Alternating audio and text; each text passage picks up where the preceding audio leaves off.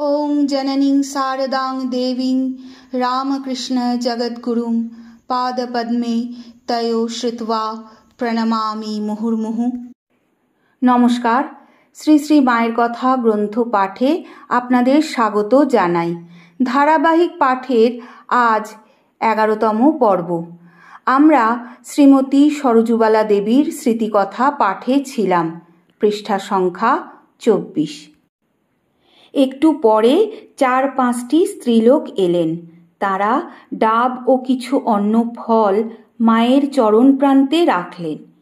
একটি স্ত্রীলোক প্রণাম করবার জন্য নিকটে আসবার উপক্রম করলে মা বললেন, ওখান হতেই করো।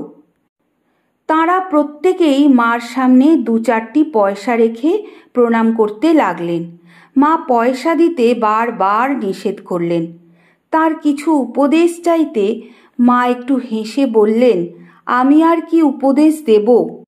ঠাকুরের কথা সব বইয়ে বেরিয়ে গিয়েছে। তার একটা কথা ধারণা করে যদি চলতে পারো তো সব হয়ে যাবে। শ্রী শ্রী মা খুঁটিনাটি অনেক কথা তাদের জিজ্ঞাসা করলেন। তারা বিদায় নিলে মা আমাকে বললেন, উপদেশ নেয় তেমন আধার কই? আধার চাই মা, নইলে হয় না। কথায় কথায় ঠাকুরের ভাগ্নে হৃদয় প্রভৃতির কথা উঠল।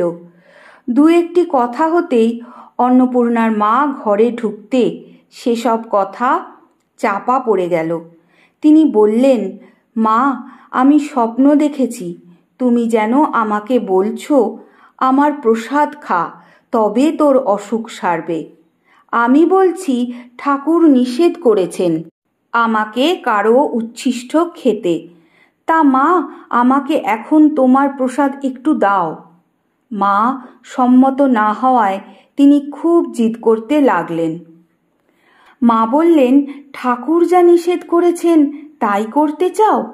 অন্নপূর্ণার মা উত্তর করলেন, তাতে ও তোমাতে যতদিন তফাৎ বোধ ছিল ততদিন ও কথা ছিল।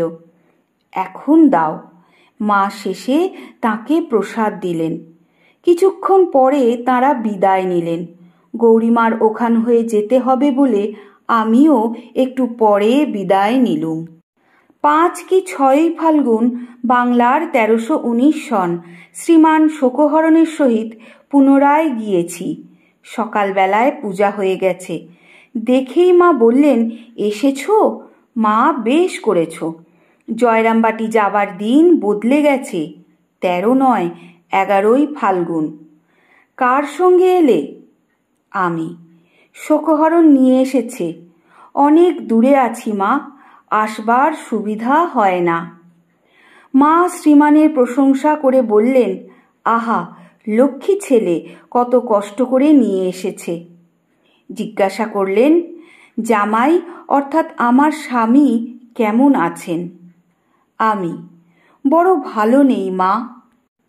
কিছুক্ষণ পরে একখানি চিঠির জবাব লিখে দিতে বললেন। মা বলতে লাগলেন আর আমি লিখে যেতে লাগলুম। দুপুরে খাওয়া দাওয়ার পর মা একটু বিশ্রাম করছিলেন। এমন সময় কয়েকজন স্ত্রীলোক দর্শন করতে এলেন। মা শুয়ে শুয়েই তাঁদের কুশল প্রশ্ন করতে লাগলেন। তাঁরা 2-1টি কথার পর বলতে আরম্ভ করলেন, আমার একটি ভালো ছাগল আছে, 2 সের দুধ দেয়। 3টি পাখি আছে, এসবই এখন অবলম্বন। আর বয়স তো কম হয়ে গেল না মা। আমার তখন ঠাকুরের কথা মনে পড়ল, বেড়াল পুষিয়ে মহামায়া সংসার করান। শ্রী শ্রী মা হ্যাঁ হ্যাঁ করে যেতে লাগলেন। আহা মা, আমাদের জন্য তোমাকে কতই না সইতে হয়। এই বিশ্রামটুকুর সময়েও যত রাজ্যের বাজে কথা। বৈকালে বেলা একটু পড়ে আসতে আমরা বিদায় নিলুম। গত 11ই ফাল্গুন মা পিত্রালয়ে গিয়েছিলেন। 1320 সনের আশ্বিন মাসে পূজার পূর্বে কলকাতা ফিরেছেন। একদিন বৈকালে গিয়ে দেখি একটি স্ত্রীলোক তাঁর পদতলে কাঁদছেন দীক্ষার জন্য। শ্রী শ্রী মা চৌকির উপর বসে আছেন। মা সম্পূর্ণ অসম্মত, বলছেন, আমি তো তোমাকে পূর্বেই বারণ করেছি, কেন এলে? আমার শরীর ভালো নয়, এখন হবে না। সে যতই বলছে, মা আরও বিরক্তি প্রকাশ করছেন। তোমাদের আর কি, তোমরা তো মন্ত্রটি নিয়ে গেলে, তারপর? মেয়েটি তবুও নাছোড়। উপস্থিত সকলেই বিরক্ত হয়ে উঠলেন। শেষে মা বললেন, পরে এসো। তখন স্ত্রীলোকটি বললে, তবে আপনার কোনো ভক্ত ছেলেকে বলে দিন। মা, তারা যদি না শুনে? মেয়েটি, সে কি আপনার কথা শুনবে না? মা, এক্ষেত্রে নাও শুনতে পারে। তারপর কিছুতেই না ছাড়াতে মা বললেন, আচ্ছা, খোকাকে বলে দেব, সে দেবে। তবুও মেয়েটি বলতে লাগলেন, আপনি দিলেই ভালো হয়, আপনি ইচ্ছা করলেই পারেন। এই বলে 10 টাকার একখানি নোট বের করে বললেন, এই নিন টাকা, যা লাগে আনিয়ে নেবেন। ওই রূপে টাকা দিবার প্রস্তাবে আমাদের লজ্জা করতে লাগলো, রাগও হলো। মা এবার তাকে ধমকে বললেন, কি, আমাকে টাকার লোভ দেখাচ্ছ নাকি? আমি টাকায় ভুলি না, যাও টাকা নিয়ে যাও, এই বলে উঠে গেলেন। পরে স্ত্রীলোকটির অনেক অনুনয় বিনয়ে ঠিক হলো মহা অষ্টমীর দিন দীক্ষা হবে। মেয়েটি তো বিদায় নিলেন। মা এইবার পাশের ঘরে এসে বসে আমাকে ডাকলেন, এসো মা, এই ঘরে এসো, এতক্ষণ তোমাকে একটা কথাও জিজ্ঞাসা করতে পারিনি, কেমন আছো? বেলা শেষ হয়ে এসেছে।